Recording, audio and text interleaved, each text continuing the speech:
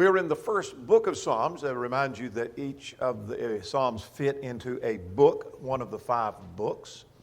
And we are still in the first book and will be for this trimester, and then we're ready to shift gears. So let's look at Psalm 13 now. Question number 1 for tonight is a summary of Psalm 13. What's Psalm 13 about? What's the point?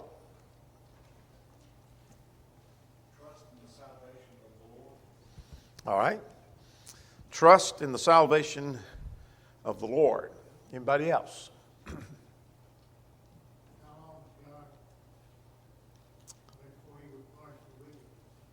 All right. How long before God deals with the enemy, the wicked? And so we call the psalm, How Long? Things look dark for David. This apparently is a time when David may be hunted, seemingly by an enemy, be it, we don't know who that is, whether that's Saul or whether it be Absalom or maybe an enemy nation like the Philistines or someone. But David seems to be hunted and being oppressed, and things look dark for David. This is not original with me, these 3 little points here that serves as an introduction. But as David looks without, the enemy is exalted. As David looks within, his soul is sorrowed. Verse 2. And as David looks up, he thinks God is silent. And God's not dealing with this as soon and as quick as David would like. And so things look real dark.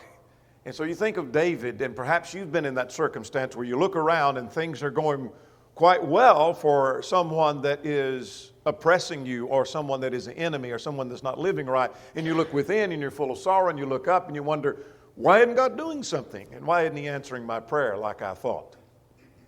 That's David in Psalm 13.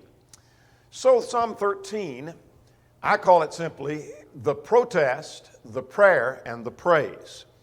Irvin Jensen offers an alternative outline to that I put down here at the bottom, the question, the petition, and the song. And so David in this psalm, this is a psalm of David, cries out to the Lord, how long? This is his petition, his protest. He goes from protest then to prayer. And then he goes from prayer to praise. Now we're not going to spend a great deal of time on Psalm 13, but I want us to work through it because I want to spend more time with Psalm 14. And you'll see why in just a moment. Let's start with the protest. His question is, how long?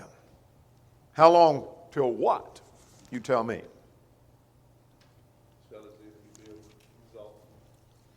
Yeah, how long will you forget me? It is as if God has forgotten him, is the protest. And how long will you hide your face from me? And how long, he said at verse 2, till shall I take counsel in my soul, having sorrow? And how long will my enemy be exalted over me? So here's the protest. They're exalting over me. I am suffering. How long is this going to go on? Now at verses 3 and 4, what does he say in his prayer?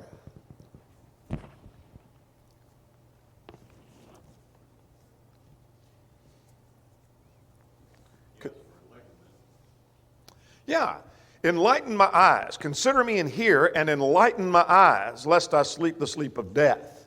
I'm not talking about literally the danger of literally going to sleep. In other words, enlighten me, give me enlightenment, lest I be overcome ultimately by my enemy and face death. Lest the enemy say, I have prevailed against him, and lest one who troubled me rejoice when I am moved. May my enemy not have victory over me, be that Saul, be it Absalom, whoever that is, we do not know. And so he's worried about that. So he prays to God that his enemy not prevail. Then he turns to God in praise. What does he say in 5 and 6? He puts his trust into God because God is always there. Yeah, I've trusted in your mercy. My heart shall rejoice in your salvation. I will sing to the Lord because he's dealt bountifully with me. Now, so he turns to praise to God. And here's a practical thing I learned from this psalm. You say, well, that's interesting, and but I didn't get a great deal out of that. He's petitioning God how long, and then he prays, and then there's praise, and then there's praise. But here's what I'm learning from that. There's going to be times when we have a cry out against God and a complaint perhaps, and that is a complaint. How long is this going to go on, God? If we take the complaint and turn it to prayer, the prayer will ultimately turn to praise. Does that make sense? We'll end up praising God for His deliverance and His mercy and His kindness toward us as we begin to notice what God has indeed done for us. So let's go to question number 2 for tonight, and practical lessons. Do you learn anything else from Psalm 13 before we move on?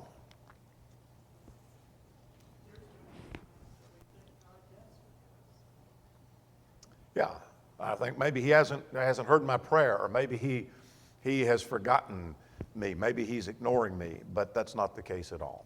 And David recognizes that. Anything else? Psalm 13. All right, let's go to Psalm 14. We're going to spend some time with Psalm 14 because of its practical nature. The most quoted section of Psalm 14, only 7 verses, is verse 1, and that is, the fool has said in his heart, there is no God. And we quote that frequently when we talk about atheism. The fool has said in his heart, there is no God. So I call this the fool or the wicked. There are 2 stanzas to this song, and that is, there's corruption, and the second stanza deals with conflict. The first stanza, the corruption, is the appraisal of the human race, verses 1 through 8.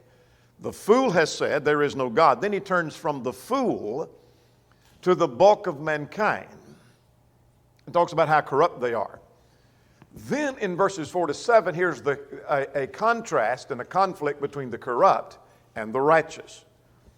And so if this was your first reading of Psalm 14, when we get to verse 4, it's not what we expect, at least not what I would expect. I would expect a pronouncement of judgment upon the wicked, but that's not what God does.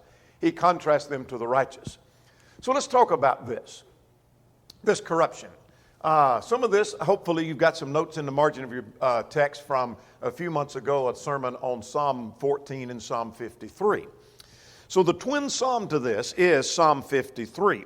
It's almost identical, word for word. So if you don't have a marginal note, you might want to make a marginal note that Psalm 53 is the same psalm. They differ slightly at verse 7.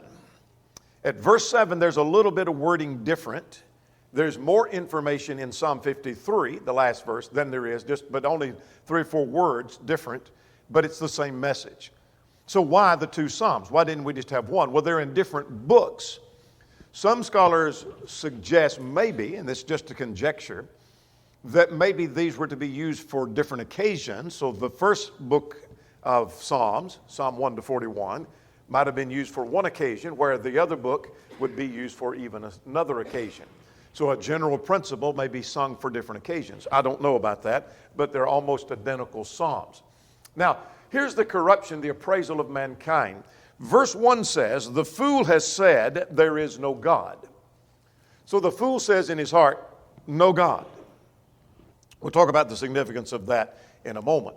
I'm more interested in the fact that verse 1b through 3 says, he lives corrupt. Give attention to the fact that verse 1 says, they are corrupt. Who's corrupt? The one that says, no God. One that says, no God. Literally, it's no God. Not there is, but no God. Look at your italics, how that's been supplied. More about that in a moment. They have done abominable works.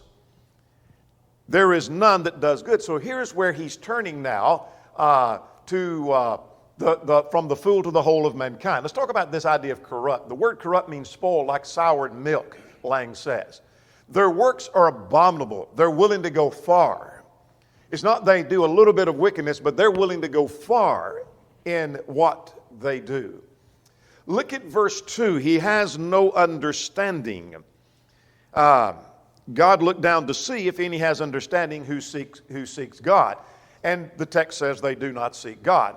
I like the rendering of the English Standard, they do not seek after God, or the LEB says, God looks to see and finds none who care about God. They don't care about God, they don't care about His Word, they don't care what He says. I think you'll see the significance of that in a moment. Now, let's go to the next conflict, the second stanza now, and we're going to come back to the first stanza.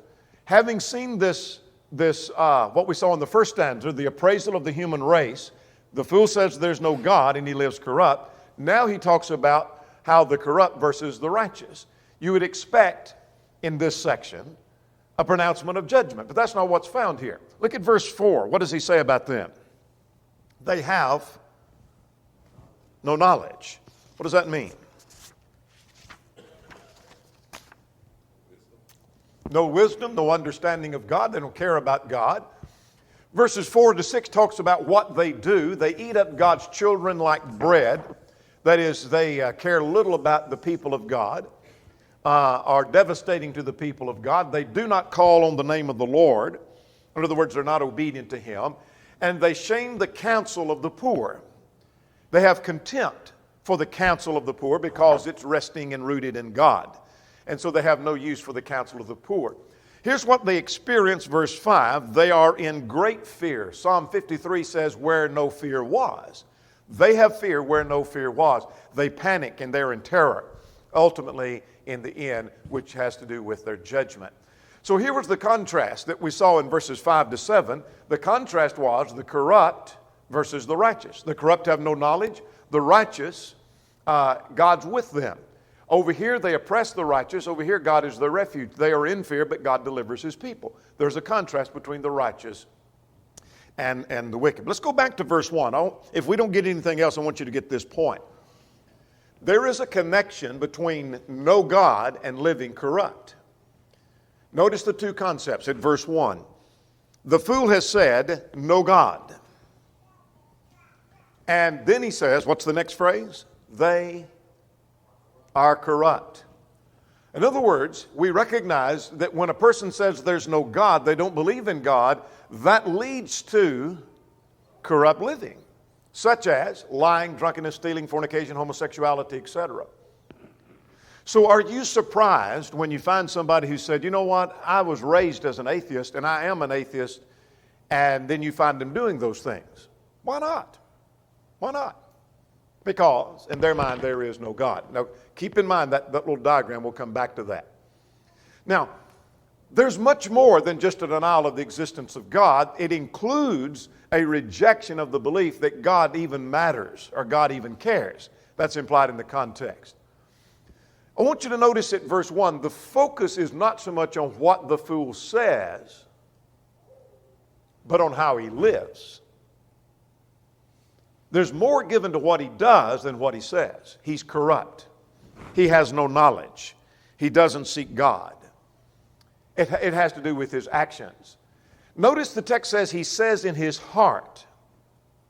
Go back and look at that phrase. The fool has said in his heart, no God. What does that suggest to you?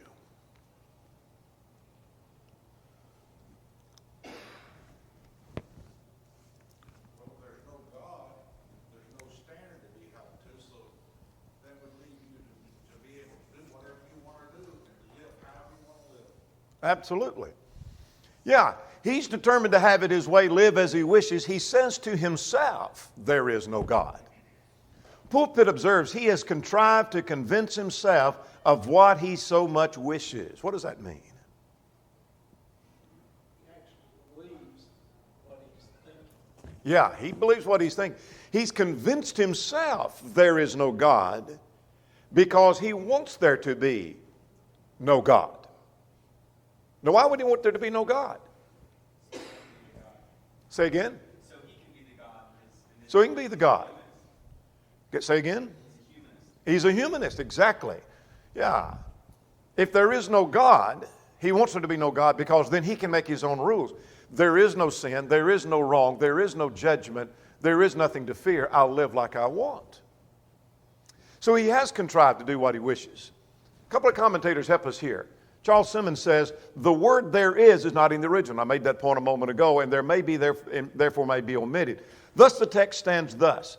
The fool has said in his heart, no God, that is, I wish there were none. And how common a wish it is. Here's what I'm trying to get you to see.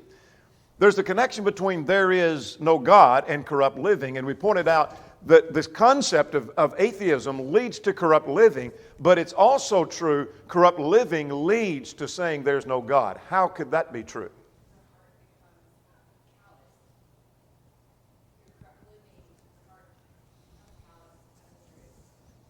All right. We become calloused. Justifies the way you live. Listen to this quotation. Poole said, "The great and willful wicked is alleged as ground." Let me start over. Their great and willful wickedness is alleged as a ground of their atheism or infidelity. Think that's right? Yeah, that's what the psalmist is saying. Barnes says that the more correct idea of the passage is that there was a belief in him who called a fool, or doubtfully whether the language could convey the idea of desire. I'm not interested in that part, but or of a wish that it might be so, but still there can be no doubt that such is the wish or the desire of the wicked, and that they listen eagerly to any suggestion or argument which in their apprehension would go to demonstrate that there is no such being as God. What's that about? They use other people what they say, anything to help there is no God. Yeah. What I want you to see is this corrupt living. It is true that sometimes saying there is no God leads to corrupt living. But I'm convinced this psalm is indicating to us that corrupt living leads one to conclude there is no God.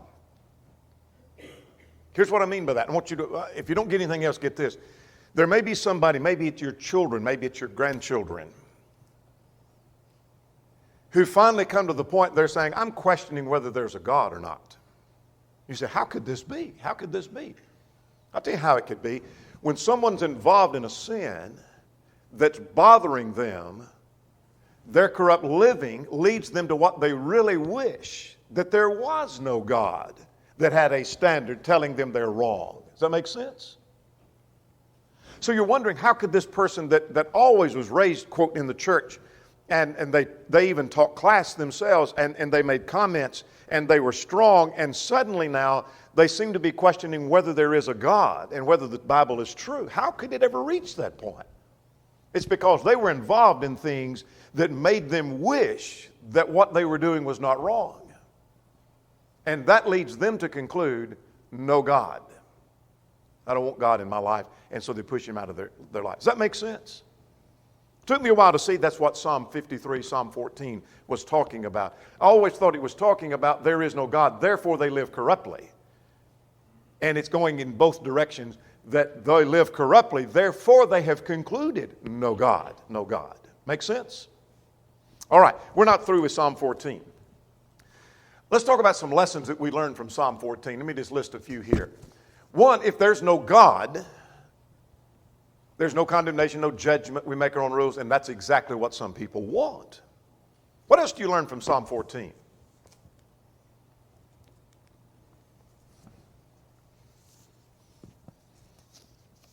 Practical, you take home with you. What do you learn from verse 4?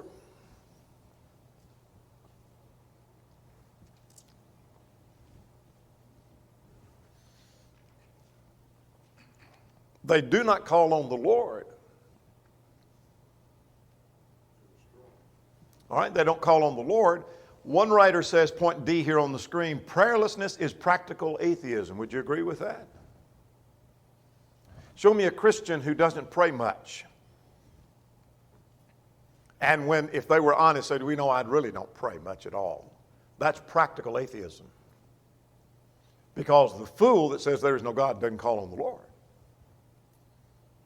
What else do you learn?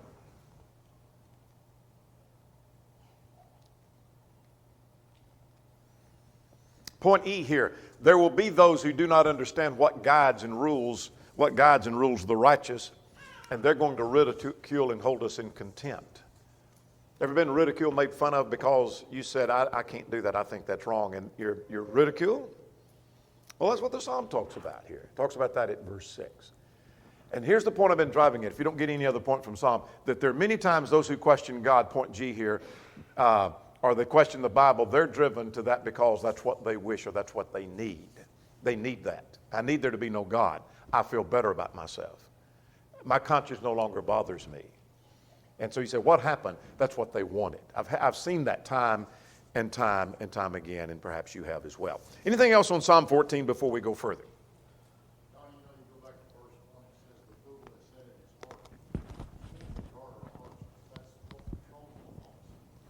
Exactly.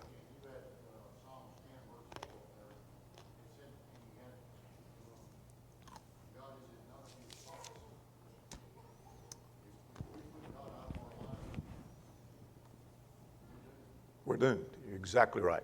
Good connection. All right, Psalm 15, what's it about? Question number 1 for tonight. Part whatever that is. Part C. Psalm 15.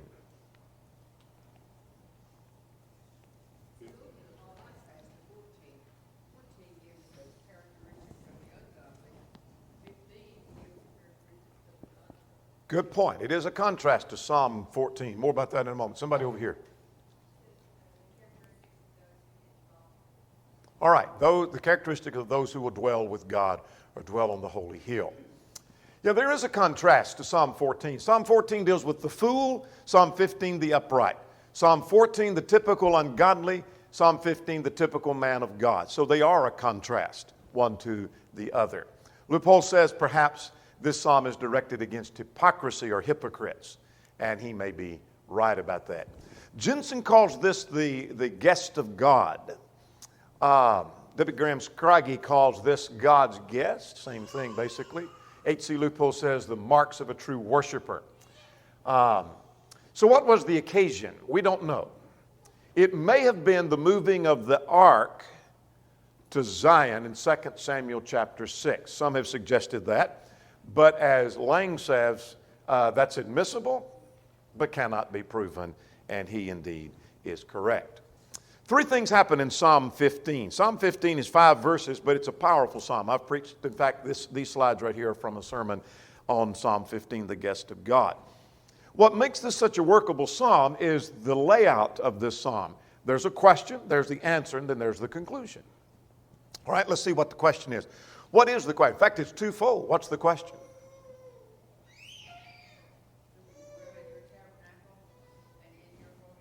All right. Very good. Who may abide in your tabernacle? Now notice the question is asked of Jehovah. He's the one that knows the answer. Here's the first question. Who may abide in your tabernacle? Is this the same question? Or are there 2 distinct questions? I'm not sure. But some, and I'm going to here make a distinction in the question, suggest that maybe the idea of the tent or the tabernacle would be a temporary structure, and the word for abide may be a temporary dwelling, and perhaps this is a referral to God's people here on earth. In application to us, those who are in fellowship with God and those who commune with Him. Then who may dwell in your holy hill? That is Zion or Jerusalem. Dwelling is more permanent, and maybe that's a type of heaven. Who will be the guest of God? And so really you have 2 questions here in application to us. Who is it that can be among the people of God in the church? And who will go to heaven? In other words, who is in a relationship with God? Who will be the guest of God on earth and ultimately in heaven? So what's his answer? Walk blameless and upright. All right, those who walk upright and work righteousness. What else? Speak the truth. Doesn't do evil to his neighbor. Doesn't take up a reproach against his friends. Let's work through these answers. Let's take them one by one. The one who walks uprightly, what does that suggest to you? English standard says blameless. He walks blamelessly. Yeah.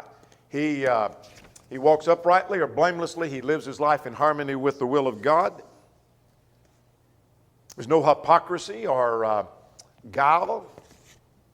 All right? The next phrase is he works righteousness. What does that mean? If you work righteousness, you're doing the will of God. You're obeying the commands of God, accepting the commands of God. The next phrase is he speaks the truth in his heart. What does that suggest to you? Honesty, yeah. Say again, George. Yeah, he tells the truth. He doesn't deceive. He's honest with others. He's honest with himself. And notice we're not through with the list, but so far we've seen his walk, the way he walks, the work that he has in his word. So what he says and what he does and how he acts. Now, he doesn't backbite with his tongue. What does that suggest?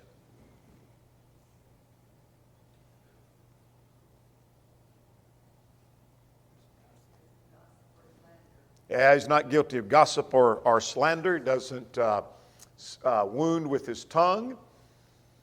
The next phrase, nor does he do evil to his neighbor. What does that mean? Treats his neighbor like himself. Yeah, practices the golden rule. He does good toward others. The next phrase is, nor does he take up a reproach against his friend. Again, slander or gossip. The idea of taking up, some suggest, is the idea of taking up as an instrument to use it to destroy or to injure. And a reproach means to strip or to make bare, maybe stripping one of their character or their reputation by that gossip or that slander. The next phrase is, in whose eyes a vile person is despised, but he honors the one who fears the Lord. Now that's interesting. What does that mean? All right, he shuns evil. But what else? You're right. Has no part with those who are evil.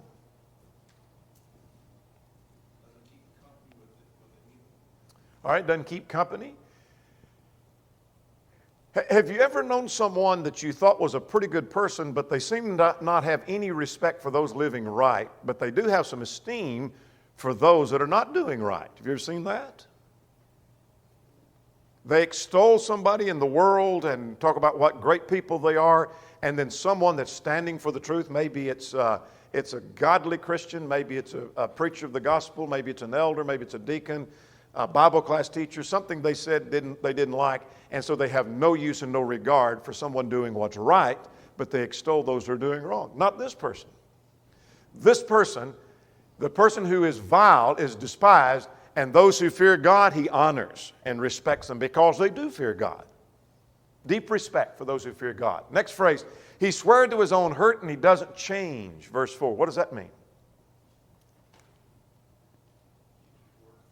Person of his word, yeah. Can be counted on, the reliable, even if it's to his own detriment. That is, he made a promise, but it's going to cost me. It's going to hurt me, but he's going to do what he says. He keeps his word. He's honest. All right? Then the next phrase is, he doesn't put out his hand to usury nor take a bribe, verse 5. What does that mean? He doesn't take advantage of others. He's a person of principle. Usury is an unreasonable interest. In other words, his soul isn't for sale. He's not going to mistreat other people. So let's back up here just for a second and notice the list. Who is it that's going to have fellowship with God, the guest of God, and ultimately go to heaven? The one who walks uprightly, works righteousness, speaks the truth, doesn't backbite, doesn't do evil toward his neighbor, and on down the line. Quite a list found only in these 5 verses. But now we're not through. Notice there's the conclusion in 5b. What's the conclusion?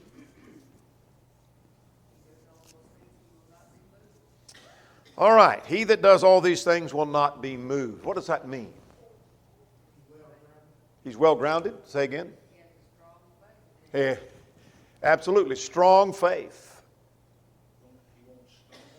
Not going to stumble. Yeah. He's not going to fall. He's going to abide. He's anchored.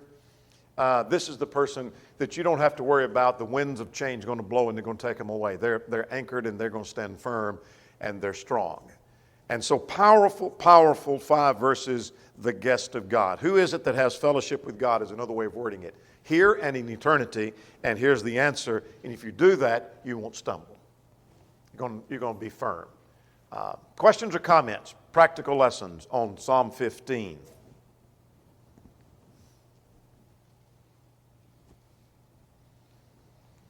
All right. That's the guest of God. Now let's talk about Psalm 16. Let's go to question number 1 again. And a summary of Psalm 16.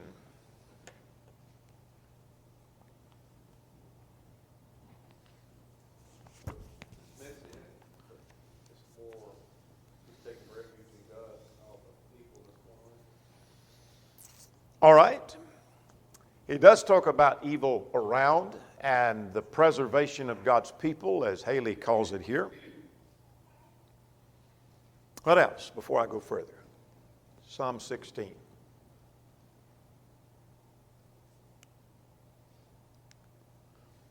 All right. Psalm 16 is dealing with, as we call it here, the preservation of God's people. As Kevin mentioned, this is messianic. How do I know it's messianic? There will be some Psalms we may say, this may be messianic. This could be talking about the Messiah. This one I'm not going to say that. I'm going to say, I know for sure. Quoted in the New Testament. Where?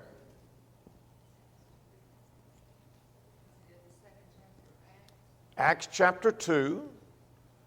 And there's another place in Acts.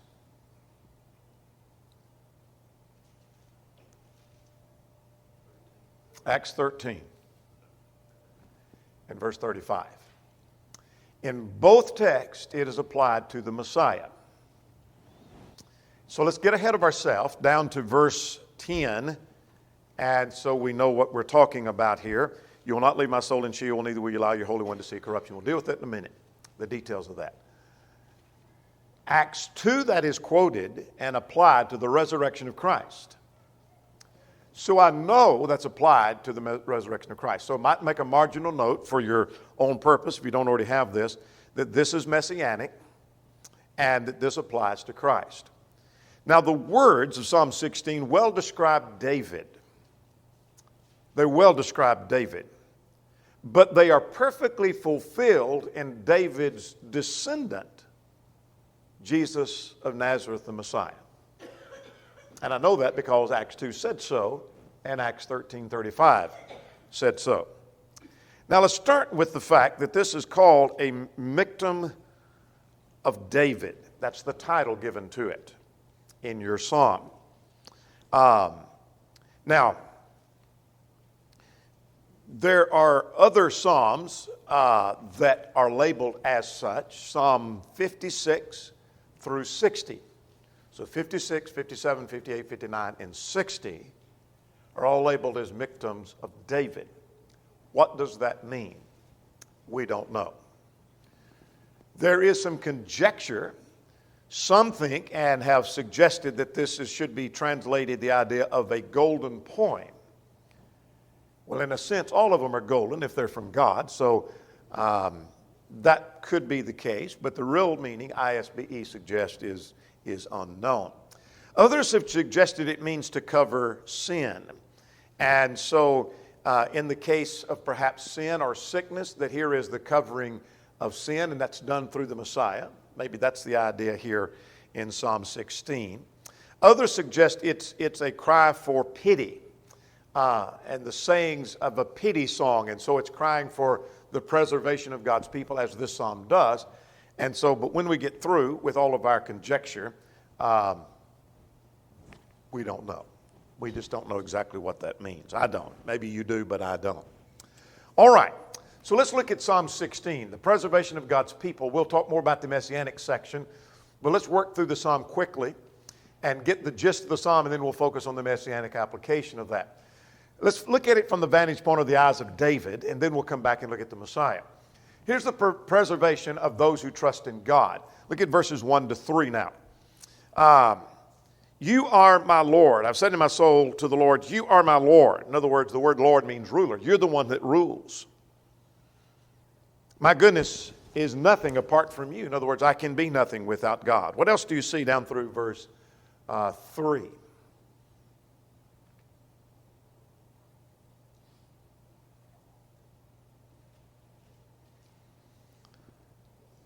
Not only does he rejoice in God, you are my ruler, but he turns and focuses on the people of God and views them as excellent ones in whom he delights. Now, beginning at verse 4, here's sorrow to those who turn from God. Notice at verse 4, their sorrow shall be multiplied who hasten after another God. Their drink offerings of blood, that's an act of worship before idolatry. I will not offer. In other words, I'm not going to do what they do, nor take up their names on my lips. I'm not going to honor them by doing the same thing or even talking of their worship. I'm not going to do that. So they have sorrow. So verses 5 and 6, God is his inheritance. You are my inheritance and my cup. Yes, I have good inheritance. Now, what's verse 7 through 11 say? The psalmist said, you're my God, and those who turn away from you don't have the same hope that I have. You're my inheritance. And then he turns and praises God for what?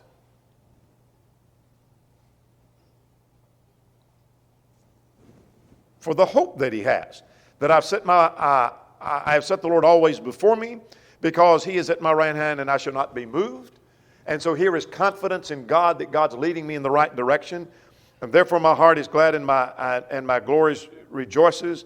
My flesh will rest in hope that you'll not leave my soul in Sheol, neither allow your Holy One to see corruption. In other words, there's hope for the future is the idea. Looking at it through David's eyes. So what's David saying here? Here's the preservation of God's people. Those who put their trust in you are preserved. You are our inheritance. You are our trust. You are our Lord. But what's my hope? My hope is that there is life beyond. Now there's application to the Messiah. Let's go to Acts chapter 2. We know this is messianic because of Acts chapter 2. So notice in Acts 2, beginning at verse 25, David says concerning him, and then he said, I foresaw the Lord always before my face. Here's a quotation from Psalm 16. Now notice down at verse 30, therefore being a prophet and knowing that God had sworn in an oath that of the fruit of his body according to his flesh he would raise up Christ to sit on his throne, he foreseeing this spoke concerning what? Resurrection of Christ. So that is a reference to the resurrection. So how does it refer to the resurrection? Verse 10, someone explain that to me. It actually tells us what a resurrection involves. You will not leave my soul in, what's Sheol? Hades. That's Sheol is the Hebrew. Equivalent in Greek would be Hades, the Hadean realm, the realm of the departed spirits. So when the body, when a person dies, the body goes to the grave. What generally happens when it goes to the grave? Decays and corrupts. And the spirit goes to the Hadean realm. So when Jesus died, what happened to his body? Went to the grave, right? In the tomb. And his spirit went into the Hadean realm. And so, you will not leave my soul in Sheol. It's not going to stay there. Nor will you allow your Holy One, his body, in other words, to see corruption. What does that mean? It's not going to decay, which means they're going to come back together again. That's a resurrection. Make sense? So what it's saying is his body, his spirit came back from Sheol or Hades. His body came forth from the grave, joined together again, making his body live again. And so therefore there is a resurrection. All right. Anything else on Psalm 16? Go back to question number 1. Let's talk about Psalm 17. What's Psalm 17 about? Give me a summary of Psalm 17. All right, rescue from the wicked. Very good. Anything else? Say again. Yeah, for help and comfort. A prayer for help and comfort. I call it simply a plea for help when oppressed. The psalmist is in trouble, and he goes to God about that.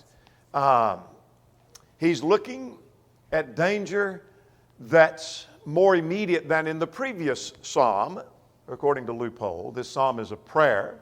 Scroggie refers to this as hear, hold, and hide, based upon verse 1:5 and in verse 8. There are other prayer psalms. This is the first that we've come across.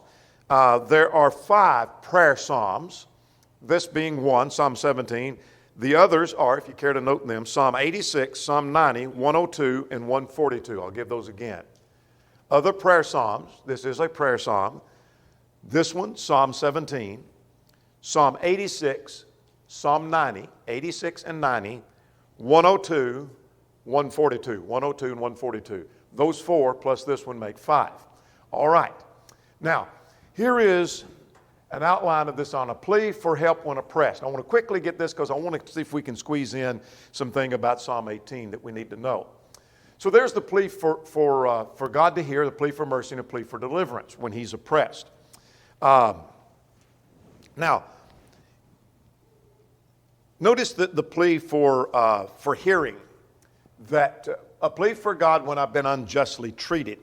Attend to my cry. I'm not reading every word, so keep up with me if you can. Look at verse 1. Attend to my cry, give ear to my prayer that is not deceitful. Let my vindication come from your presence. Let your eyes look at the things that are upright. In other words, I have been unjustly treated. Hear my cry. And that's a declaration of his innocence, verses 3 to 5. Notice he talks about his heart, verse 3. My thoughts, in other words, are right. My mouth, my words, verse 3. And also my steps or my footsteps, in other words, my deeds, verse 5, are right. So I've been right in those areas. In other words, David is not claiming he's totally innocent in the sense he never sins, but I have not done anything to cause this oppression. And so he calls upon God. So hear my plea. Now verses 6 to 12, what does he say? It's a plea for the mercy of God. Show your marvelous loving kindness, verse 7. What else does he say? Keep me as the... What does that suggest? Footnote will say... Keep me in your favor. Yeah, keep me in your favor. The pupil, the footnote in the New King James will say the pupil. In other words, it's something that's guarded and protected as we protect our eyes because they're so precious to us. Treat me as the pupil of your eye. In other words, recognize and protect me and guard me. It's as something that is important. Our eyes are important. And so as stuff starts flying, we protect our eyes. So protect me as the apple of your eye, the pupil of your eye, something that's of importance. And so it's a plea for God's mercy. Guard me and keep me as the apple of your eye. Let's talk about this plea for deliverance. Now, what does he say in 13 to 15? I know this is a hurried look at this. But what does he say in verse 15? Verse 13, rather. Deliver me from the wicked. Deliver my life from the wicked with your sword. In other words, with your power. I'm not sure that means that God's sword, a literal sword, but with God's sword, with his power. So deliver me with your power. So deliver me with your sword. The enemy's focus is only in this life. Now that's interesting to me that verse 14, that whose portion from men of the world who have their portion in this life. In other words, his enemy is only focused on the here and the now. They're not focused on God and serving God. And so deliver me from those who have no interest in God. Perhaps reminds us of Psalm 14. And he's so... he alludes to the resurrection, I think, in verse 15. Questions or comments on Psalm 17? A plea for help. Now, Psalm 18 is the longest of the Psalms, and we're going to spend less time with it than any of the other Psalms because we're out of time. But Psalm 18 is the longest of the Psalms so far. Not the longest Psalm, but the longest of the Psalms so far. It is a song of deliverance. So we're going to hit the high points. We've just got a couple of minutes, so let's hit the high points. And I want to make a couple of observations and we'll be done. He makes the point, God is my Savior. Notice that He's my salvation, verse 2, and my stronghold. Then he cries to God for help. Point 2, look at verse 6. In my distress I call upon the Lord. So he's calling upon God for help. He speaks in 7 to 15 about God's vengeance. Smoke went out from his nostrils, verse 8. He sent arrows and scattered the foe, verse 14. Then he talks about delivering him deliver me, verse 17, from my enemy. Then beginning at verse 20, he said, the Lord repays. And notice that at verse 24, therefore the Lord has recompensed me according to my righteousness. Verse 27 says essentially the same thing. And so he raises the question, who is God? For who is God except the Lord? Who besides you is the Lord God? He speaks of God's watch, care, and protection, verses 35 and 36. Your right hand you have held me, and your gentleness has made me great. Then he talks about the enemy being destroyed, that you have given me the necks of my enemies, verse 40. And you've helped me as a king. And then he ends by saying, the Lord indeed lives, verse 46. I know that's a hurried look, but it's a song praising God for overcoming an enemy. Now, what's interesting is that's almost identical with very slight variation from the song given in 2 Samuel 22. So jump over there to 2 Samuel 22 quickly. We're not going to spend much time because we're out of time.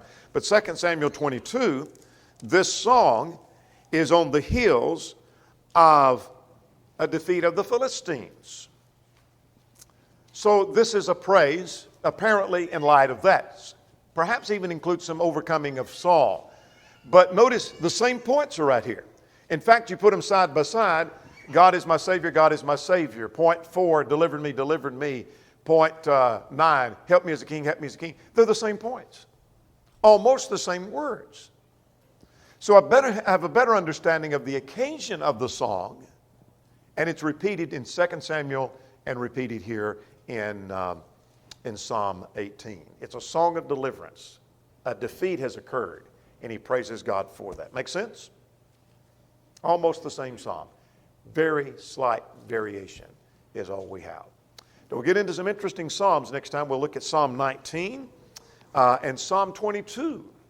Psalm 22 is obviously a messianic psalm. And so we'll get into those interesting psalms next time.